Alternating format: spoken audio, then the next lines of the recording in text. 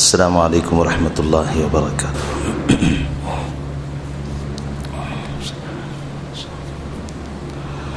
الحمد للہ نحمده ونستعینه ونستغفره ونؤمن به ونتوکل علیہ ونعوذ باللہ من شرور انفسنا ومن سیئات اعمالنا من يهده الله فلا مضل له ومن يضلله فلا هادي له ونشهد أن لا إله إلا الله وحده لا شريك له ونشهد أن سيدنا ونبينا ومولانا محمدا عبده ورسوله أعوذ بالله من الشيطان الرجيم بسم الله الرحمن الرحيم وآتى المال على حبه ذوي القربى واليتامى والمساكين وابن السبيل والسائلين وفي الرقاب وأقام الصلاة وآتى الزكاة والموفون بعهدهم إذا عاهدوا والصابرين في البأساء والضراء وحين البأس أولئك الذين صدقوا وأولئك هم المتقون۔ صدق اللہ العظیم۔ معزز بزرگوں اور عزیز بھائیوں،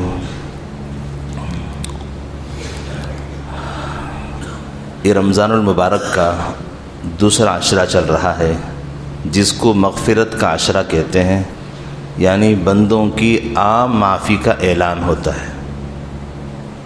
اللہ کی طرف سے اعلان ہوتا ہے، بندو اپنی گناہوں کی معافی مانگو، میں معاف کرنے کے لیے تیار ہوں، چاہے وہ کتنا بھی بڑا گنہگار کیوں نہ ہو، ساری زندگی اس نے گناہوں میں گزاری ہو، ایک رتھی برابر بھی اس کے پاس کوئی نیک عمل نہ ہو، صرف مسلمان ہو، اب اگر وہ ہاتھ پھیلا دے اور کہہ دے مولا معاف فرما دے، اس کا ایک جملہ کافی ہے اس کے گناہوں کی معافی کے لیے۔ حدیث میں ہے، یا واسع الفضل یا واسع المغفرت اغفر لی، اے وسیع مغفرت رکھنے والے میری مغفرت فرما دے، اے فضل والے، اے مہربانی کرنے والے مجھ پہ مہربانی فرما دے۔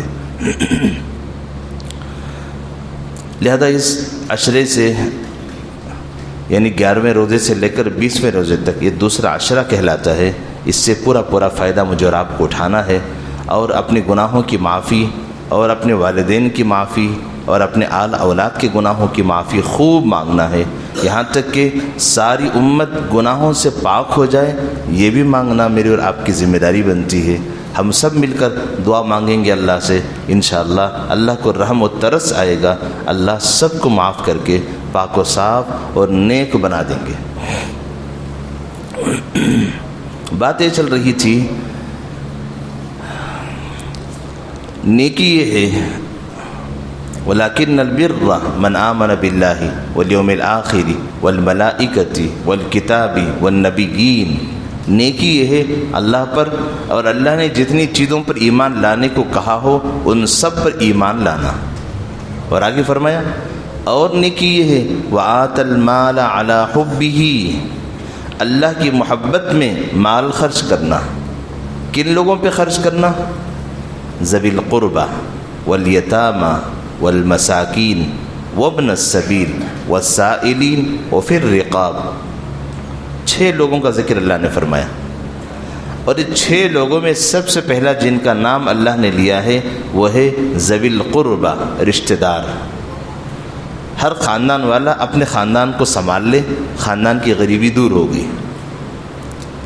یہ بڑی عجیب حکمت کی بات اللہ نے فرمائی ہے کہ ہر خاندان والا اپنے خاندان والوں کو جانتا ہے، ان کے گھر کے حالات سے واقف ہے، اسے کسی کی تحقیق کی ضرورت نہیں پڑتی، کسی نئے آدمی سے پوچھنا نہیں پڑتا، اپنے گھرانے کو خود جانتا ہے۔ لہذا خاموشی کے ساتھ اور اپنے اس گھر میں یہ آسانی کے ساتھ جا بھی سکتا ہے، خاندان کا آدمی ہے، لوگ احترام بھی کریں گے، اکرام بھی کریں گے، جائے اور ان سے کہے گے عید کا تحفہ رکھ لو، بچوں کے لیے عید کا خرچ رکھ لو، یا کوئی نہ کوئی بہانے سے ان پر مال خرچ کرے، ان کی غریبی کو دیکھ کر ترس کھائے۔ یہ ہے مطلب اس کا، وَآتَى الْمَالَ عَلَى حُبِّهِ ذَوِي الْقُرْبَى، اللہ کی محبت میں خرچ کرنا ہے، کیونکہ اللہ کا دیا ہوا مال اللہ ہی کے راہ میں خرچ کرنا ہے۔ یہ مال کے ہم مالک نہیں ہیں. یہ ہے اس آیت کا خلاصہ. ہم مال کے مالک نہیں ہیں. وآت المال، اللہ نے مال دیا ہے، اللہ کی دی ہوئی دولت ہے. ویسے تم دنیا میں آئے تو خالی ہاتھ آئے تھے، جب جاؤ گے تو خالی ہاتھ جاؤ گے، کچھ رتی برابر بھی لے کے نہیں جاؤ گے. جو کچھ بھی جسم پہ ہوگا، پہنے ہوئے کپڑے بھی ہیں وہ بھی لوگ اتار لیں گے. واقعی ہم نے دنیا نے اس منظر کو دیکھا ہے. اگر 200 400 1000 روپے کی انگوٹھی بھی ہو اس کو بھی لوگ کھینچ لیں گے. اگر سونے چاندی کا دانت بھی اس نے لگایا ہو اس کو بھی لوگ نکال لیں گے. اگر مرنے والی خاتون ہو اس کی کان اور ناک میں جو زیور ہوگا لوگ اس کو کھینچ کے نکال دیں گے. جسم میں رتی برابر دنیا کی کوئی چیز موجود نہ ہوگی، یہاں تک کہ جسم چھپانے کے لیے اس نے جو کپڑے پہنے تھے وہ کپڑے تک کھینچ ڈالیں گے لوگ. کفن کی 2 چادریں 3 چادریں پہنا کے دنیا سے رخصت کر دیں گے. یہ دنیا اتنی بے حیثیت چیز ہے. اللہ یہ فرما رہے ہیں وآت المال، مال دو، کیونکہ مال اللہ نے دیا ہے تم کو. کیسے معلوم ہوگا اللہ نے دیا ہے؟ کیونکہ جب تم آئے دنیا میں لے کے نہیں آئے، خالی ہاتھ آئے تھے. اب تم دنیا سے جاؤ گے لے کر نہیں جاؤ گے، سب کچھ یہیں چھوڑ کے جانا ہے. اور جانے سے پہلے اپنے لیے وہ چیز تیار کر کے رکھ لو، اپنی آخرت سنوار لو. ورنہ تو حال یہ ہوگا کہ تم تو دنیا سے رخصت ہو جاؤ گے، تمہارے مال میں تمہاری اولاد عیاشی کرے گی،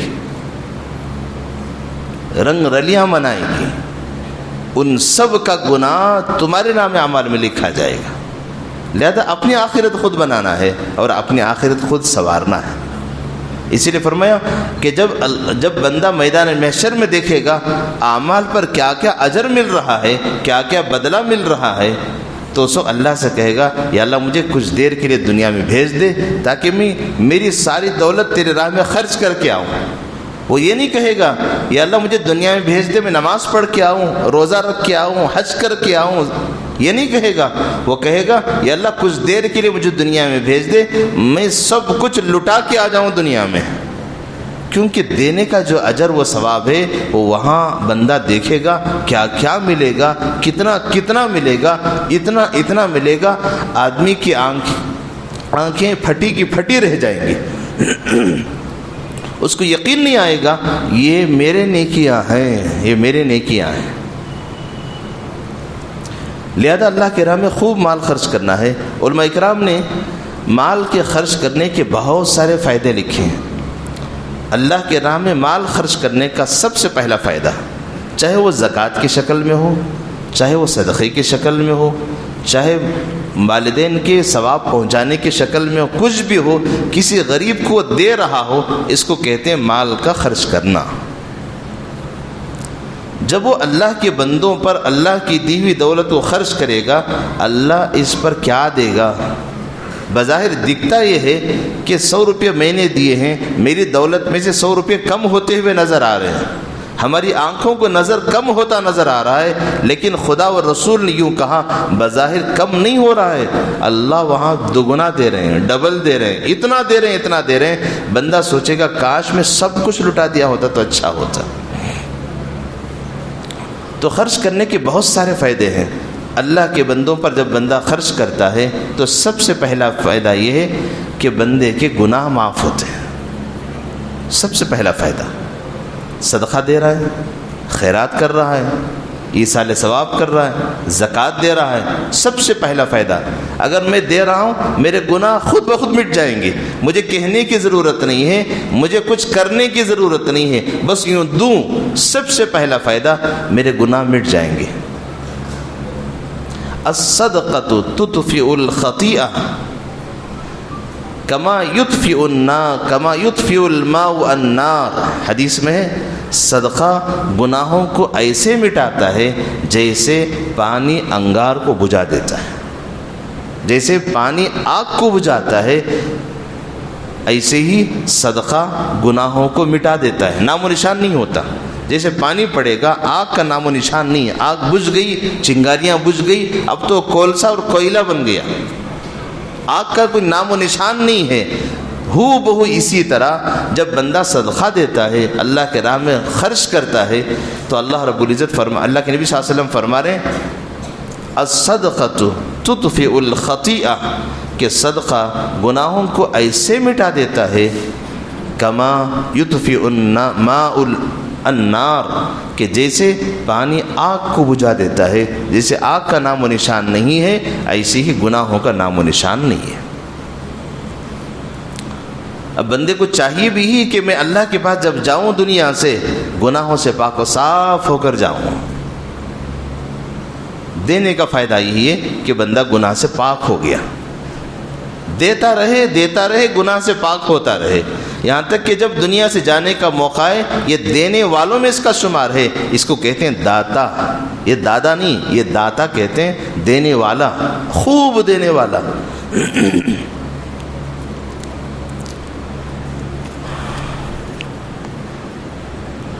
دوسرا فائدہ صدقے کا یہ ہے کہ صدقہ دینے سے بلائیں، مصیبتیں، پریشانیاں، آفتیں، بیماریاں سب دور ہو جاتی ہیں۔ آسان علاج فرمایا کہ پریشان ہو تو کوئی پریشانی کی ضرورت نہیں ہے، اللہ کے غریب بندوں پر لٹا دو، خود بخود آنے والی بلائیں، آنے والی مصیبتیں خود بخود چلی جائیں گی۔ کتابوں میں واقعہ لکھا ہے، ایک بوڑھی عورت تھی، ایک ماں تھی، اپنے گھر میں غریب ماں تھی، گھر میں بیٹھے کھانا کھانے کے لیے بھی بیٹھی ہوئی ہے، اچانک کسی نے سوال کیا اللہ کے نام پہ کچھ دے دو۔ اس نے سوچا کہ چلو ایک ٹائم نہ صحیح دوسرے ٹائم میں کھا لوں گی، لیکن آنے والا جو سائل ہے، بھیک مانگنے والا ہے، ہو سکتا ہے کتنے ٹائم کا بھوکا ہو، کتنے ٹائم کا پیاسا ہو، کوئی اس کا سہارا ہو نہ ہو، چلو اس کو دے دیں گے۔ اس بوڑھی عورت نے، اس خاتون نے اس کھانے کو اٹھا کر اس غریب کے حوالے کر دیا۔ ٹھیک، یہ مسئلہ حل ہو گیا۔ چند دنوں کے بعد اس غریب ماں کا بیٹا چند دنوں کے بعد واپس آیا اور اس نے آ کر کہا اماں کہ میں مرتے مرتے بچ گیا۔ ماں نے پوچھا بیٹے کیا ہوا؟ کیا کہ میں جس جنگل سے آ رہا تھا کہ اچانک سامنے سے شیر آیا اور وہ یوں لگ رہا تھا وہ حملہ کرنے ہی والا تھا۔ اچانک میں نے دیکھا ایک سفید کپڑے پہنا ہوا ایک انسان میرے سامنے آیا اور اس نے شیر کو روک دیا اور شیر پر اپنا خنجر اس نے گاڑ دیا، شیر کو مار دیا اور مجھ سے کہا وہ اس نوالے کا بدلہ یہ ہے، وہ اس کھانے کا بدلہ یہ ہے۔ مجھے تو بات سمجھ میں نہیں آئی، بس میری جان بچی اور میں گھر کو واپس آیا۔ تو اماں نے پوچھا بیٹے یہ کب کا واقعہ ہے؟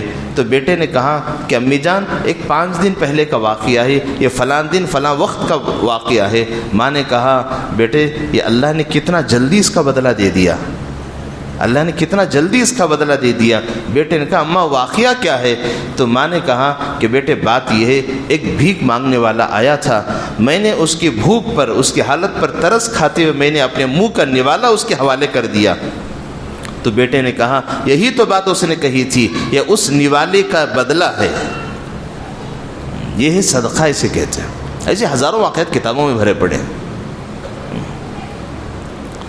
تو اللہ کے راہ میں اللہ کے بندوں پر خرچ کرنے کا دوسرا فائدہ، آنے والی مصیبتیں، دیکھ کتنی بڑی مصیبت، جان کے لالے پڑے ہوئے تھے، پتہ نہیں شیر پھاڑ کر اپنے منہ کا نوالا اس کو بنا لے، لیکن ماں کا صدقہ بیٹے کے لیے رحمت بن گیا۔ ہمارا صدقہ ہماری پوری فیملی کے لیے رحمت بنتا ہے، ہمارے گھر کا ہر بچہ عافیت والا ہوتا ہے۔ اسی لیے جب ہمارا بچہ کہیں سفر پہ جائے یا ہم کبھی سفر پہ جائے، سفر میں جانے سے پہلے صدقہ دے کے جانا ہے۔ اگر کسی وجہ سے کوئی اس وقت کوئی آدمی جو صدقہ لینے والا ہمارے پاس میسر نہ ہو، نہ ملے، کم سے کم وہ رقم کو اٹھا کے رکھ دینا ہے، یا رکھنے کے لیے بھی موقع نہ ہو، الگ رکھنے کے لیے اتنی نیت تو کر لینا ہے کہ مجھے سفر سے جانے سے پہلے اتنا روپیہ صدقہ کرنا ہے۔ ہوتا بعض دفعہ صبح صبح 4 بجے سفر ہو، اس موقع پہ کوئی آپ کو بھیک مانگنے والا نہیں ملے گا، تو اس موقع پہ آپ کو اتنی رقم اٹھا کے رکھ دینی ہے یا نیت کر لینی ہے اتنا پیسہ میں دوں گا اور بعد میں سے اس کو دینا ہے، اس کی برکت سے آپ کا یہ سفر عافیت کے ساتھ ہوگا، آپ کی تجارت والا سفر کامیاب بنے گا، برکتوں کے ساتھ، رحمتوں کے ساتھ، عافیتوں کے ساتھ آپ سفر کو جائیں گے، سفر سے واپس بھی گھر کو واپس آ جائیں گے۔ یہ صدقے کی برکت، پہلا ہے گناہ مٹتے ہیں، دوسرا ہے بلائیں ٹلتی ہیں، اور تیسرا فائدہ یہ ہے صدقے پر اللہ بے شمار بدلہ دیتے ہیں۔ کتنا دیتے ہیں بندے کو اس کا اندازہ نہیں ہے۔ آج تک کہیں خدا و رسول نے یہ نہیں بتلایا کہ تم ایک دو گے تو ایک ہی ملے گا، اصول تو یہ بتایا قرآن کریم کے اندر 1 2 تو شروعات 1 کا 10 سے ہے، اور آگے کتنا ہے 1 کا 700 ہے، اور آگے فرمایا واللہ یضاعف لمن یشاء، اللہ کو وہ ادا تمہاری پسند آ گئی، اللہ جتنا چاہے دے دیں گے۔ تو صدقے کا ثواب بے شمار ہے، یہ قرآن کی آیت کہتی ہے واللہ یضاعف لمن یشاء۔ حدیث میں ہے اللہ کے نبی صلی اللہ علیہ وسلم نے ارشاد فرمایا ایک کھجور کا ٹکڑا ہی کیوں نہ ہو صدقہ دو۔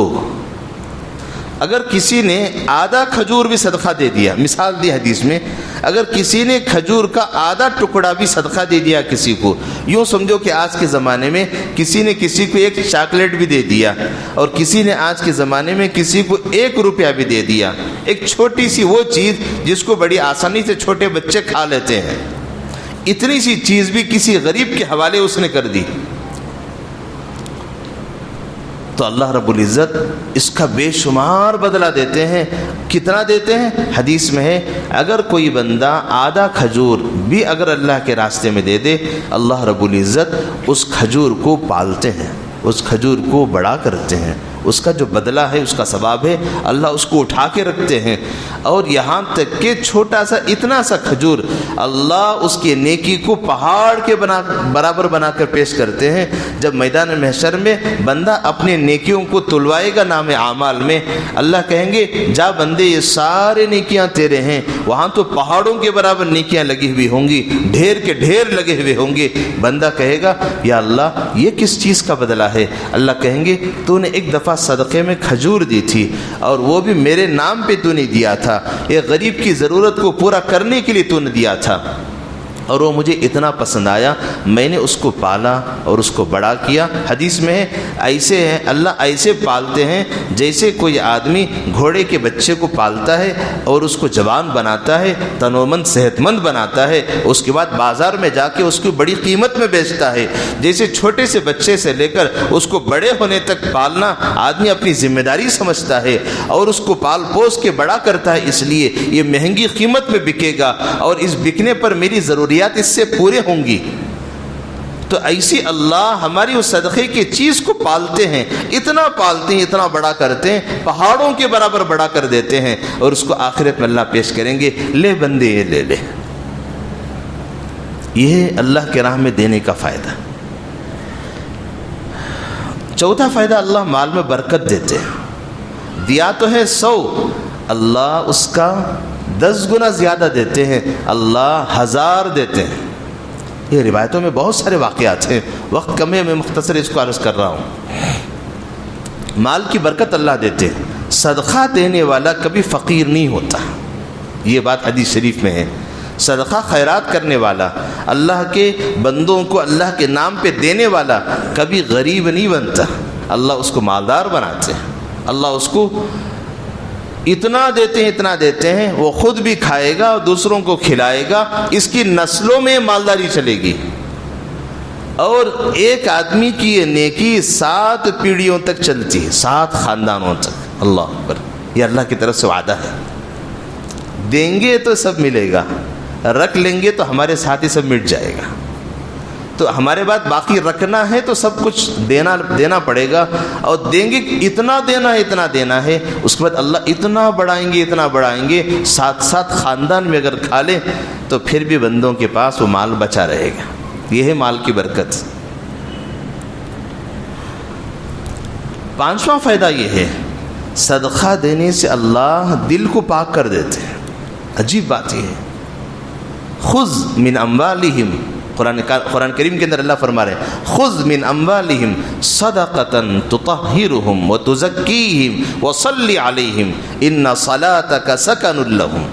نبی جی اپنے دوستوں کے، کیونکہ صحابہ کرام تھے اس وقت، اپنے ساتھیوں کا مال لو، ایمان والوں کا مال لو. جب وہ آپ کے پاس لے کر آئیں اور کہیں حضور یہ میرا باغیچہ ہے، مدینے کا سب سے بڑا باغیچہ ہے. ایک صحابی نے کہا یا رسول اللہ یہ میرا باغیچہ ہے، میرا دل چاہتا ہے میں اللہ کے نام پہ دے دوں. اس زمانے کے اعتبار سے کروڑوں کا وہ مال. کہا کہ کیوں دے رہے ہو اتنا؟ کہا کہ میں نماز میں باغیچے میں کھڑا تھا، نماز پڑھ رہا تھا، اچانک ایک پرندہ آیا. وہ گھنا باغیچہ تھا، یعنی چاروں طرف جھاڑیاں اوپر سے اوپر بنی ہوئی تھی. پرندہ آیا اور اڑ رہا ہے لیکن باہر نکلنے کے لیے راستہ نہیں ہے. اتنا بڑا باغیچہ، اور میری نظر اس پرندے پہ پڑی اور میرے دل میں اس باغیچے کی محبت آ گئی. میں نے سوچا یا اللہ تو نے کتنا بڑا باغیچہ دیا ہے. ایک پرندہ اڑنا بھی چاہتا ہے لیکن جھاڑیاں اتنے زیادہ ہیں، راستہ نکلنے کو نہیں ہے. بس دل میں یہ باغیچے کی محبت میرے دل میں آئی، اور نماز کے وقت مجھے خیال آیا ارے طلحہ تو کتنا ناکارہ انسان ہے کہ تو اس باغیچے کے لیے اپنی نماز کو ضائع کرتا ہے. اللہ اکبر. کروڑوں کا وہ باغیچہ. آگے کہہ رہے ہیں یا رسول اللہ میری نماز کو اس باغیچے نے برباد کر دیا. اتنی پیاری نماز، اتنی عظیم شان عبادت میں اس باغیچہ خلل مجھے ڈال دیا ہے. اس باغیچے کے خیال نے میری نماز کی توجہ کو اللہ سے ہٹا دی ہے. مجھے اس باغیچے کی اب ضرورت نہیں ہے. رہے گا تو میری نماز میں دل نہیں لگے گا. یا رسول اللہ یہ باغیچہ آپ لے لیجئے، یہ آپ کے لیے ہے، اللہ کے راستے میں صدقہ ہے. تو اللہ فرما رہے ہیں کہ اپنی ایمان والوں سے مال لو، جب آ کے دے دیں اور اس کو لو اور غریبوں پہ حضور دے دو. خذ من اموالہم صدقۃ تطہرہم وتزکیہم. اور آگے فرمایا ان کا مال لو، اور اس مال کی برکت یہ ہے کہ ان کے دل پاک ہو جائیں گے. دل صاف ہے آئینے کی طرح، نیکیوں کو قبول کرنے والا. دل میں حسد، بغض، عداوت، نفرتیں، دشمنیاں، یہ سب کی نفرتیں صدقے سے دھل جاتی ہیں. اللہ اکبر. کتنا بہترین علاج بتایا. جسمانی بیماریوں کی فکر تو مجھے ہے، پیٹ میں درد ہے ڈاکٹر کے پاس جانا ہے، سر میں درد ہے ڈاکٹر کے پاس جانا ہے، جسم کے ایک عضو میں یہ فکریں ہیں، لیکن دل کی دنیا کیسے بدلے، دل کی بیماریوں کو میں کیسے دور کروں، اس کی فکریں ہمارے پاس نہیں ہیں. آج اسی لیے جسم تو ہمارے سب کے یہاں ملے ہوئے ہیں لیکن سب کے دل اندر سے پھٹے ہوئے ہیں. بھائی سے نفرت ہے، اور بیٹا ماں باپ سے نفرت کرتا ہے. کتنے ایسے گھرانے ہیں کہ بچے ماں باپ سے بات کیے ہوئے سال گزر گئے. ماں باپ نے بچوں سے دوری اختیار کر لی. بہن بھائی سے دور ہے، بھائی سے نفرت کر رہا ہے، پڑوسی سے دشمنی میں لگا ہوا ہے. فرمایا کہ ان سب کا علاج یہ ہے، کسی ڈاکٹر کے پاس جانے کی ضرورت نہیں ہے. صدقہ دو، خود بخود تمہاری دل کی بیماریاں پاک ہو جائیں گی. قرآن کہتا ہے خذ من اموالہم صدقۃ تطہرہم وتزکیہم. اور آگے فرمایا اے نبی جی جب تمہاری خدمت میں صحابہ کرام ایمان والے صدقہ، خیرات، زکوٰۃ اور اللہ کے راہ میں کچھ صدقہ دینے کے لیے لے کر آئیں، آپ اس کو قبول کرو. اور آگے فرمایا صلی علیہم. مزید بات یہ ہے آپ ان کے لیے دعا بھی کرو. پاک تو ہو گیا، اب نبی کی دعا ہے. اللہ کے نبی کہہ رہے ہیں یا اللہ میرے اس بھائی کی اور اس صحابی کی، میرے اس امتی کی اس قربانی کو تو قبول کر لے، اس کی دنیا و آخرت بنا دے. ایک تو صدقے سے دل پاک ہو گیا، نبی کی دعا سے وہ انسان چمک گیا. تو انہی کو صحابہ کہتے ہیں جو آج ساری دنیا کے ہیرے ہیں. وہ اصحابی کا النجوم فبأیہم اقتدیتم اہتدیتم. حضور نے فرمایا میرے صحابہ ستاروں کے مانند ہیں. جیسے دنیا والوں کو آسمان کے ستارے چمکتے ہوئے نظر آتے ہیں، ایسے حضرات صحابہ ان کے اندر وہ نور کی وہ چمک ہے جنہوں نے اپنے دل کی دنیا کو بدل دیا. ان کے دل میں کسی کی نفرت، کسی کی عداوت، کسی کی دشمنی نہیں ہے. اس لیے آج ہم صحابہ کے واقعات بتا کے کہتے ہیں صحابہ جیسے بنو. کیوں کہہ رہے ہیں؟ اس لیے کہ ان کی دل کی دنیا پاک تھی. کیسے پاک کیا انہوں نے؟ جہاں نیک اعمال کرتے تھے اس کے ساتھ یہ کام بھی کیا کرتے تھے. حضور نے فرمایا صدقے کا فائدہ یہ ہے، اللہ کے راستے میں خرچ کرنے کا فائدہ یہ ہے کہ آدمی دل کی بیماریوں سے پاک ہو جاتا ہے، اللہ اس کے دل کو پاک کر دیتے ہیں۔ چھٹا فائدہ یہ ہے کہ اللہ کے راستے میں خرچ کرنے والے کو اللہ جنت دیتے ہیں۔ یہ بڑا فائدہ ہے۔ اب تو ایک آخری منزل کو بندہ پہنچ گیا۔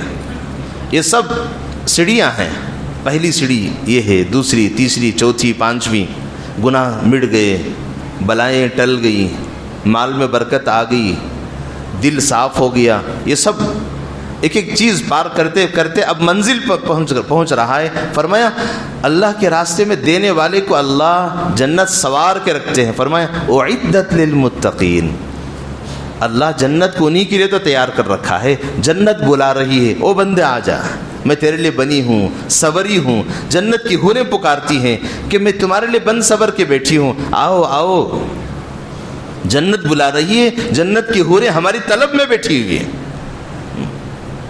تاکہ یہ صدقے کا، خیرات کا، اللہ کے بندوں پر لٹانے کا یہ سب سے بڑا فائدہ ہے۔ اسی لیے فرمایا جب خرچ کرنا ہی ہے 3 باتوں کا لحاظ رکھا جائے۔ ایک اخلاص سے ہو،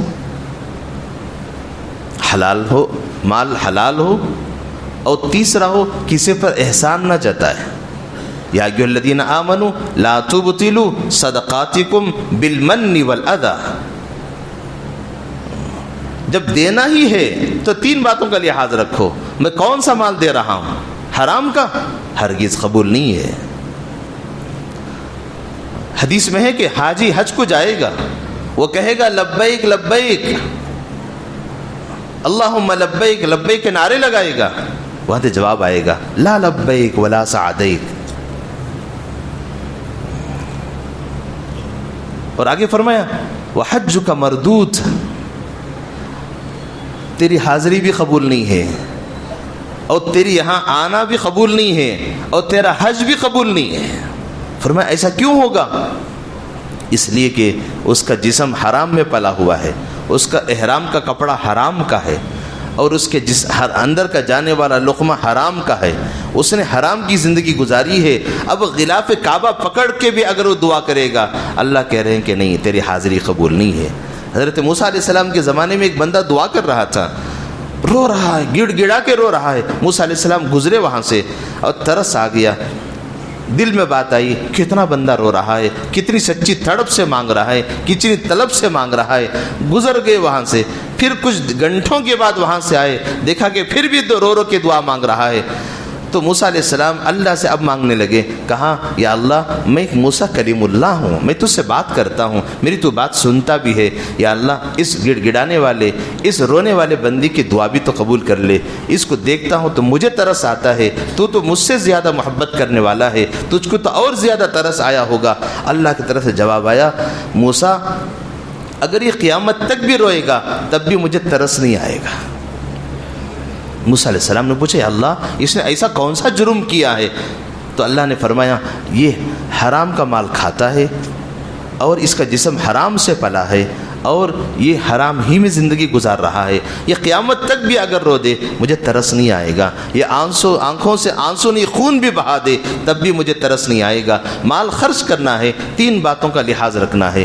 ایک، مال خرچ کرتے ہوئے اس بات کا لحاظ رکھنا ہے یہ صرف اور صرف میں اپنے اللہ کو راضی کرنے کے لیے میں مال خرچ کر رہا ہوں، چاہے تھوڑا ہو چاہے زیادہ ہو، میرا اللہ مجھ سے راضی ہو جائے، سب سے بڑی بات ہے۔ اور دوسرا، دے کر احسان نہیں جتانا ہے، یہ نہیں کہنا ہے کہ میرے دینے سے انسان پل رہا ہے، میرے دینے سے اس کی زندگی اچھی بنی ہے۔ اگر یہ کہے گا اس کی زندگی تو بن جائے گی لیکن تیرے دینے پر تجھے کچھ نہیں ملے گا۔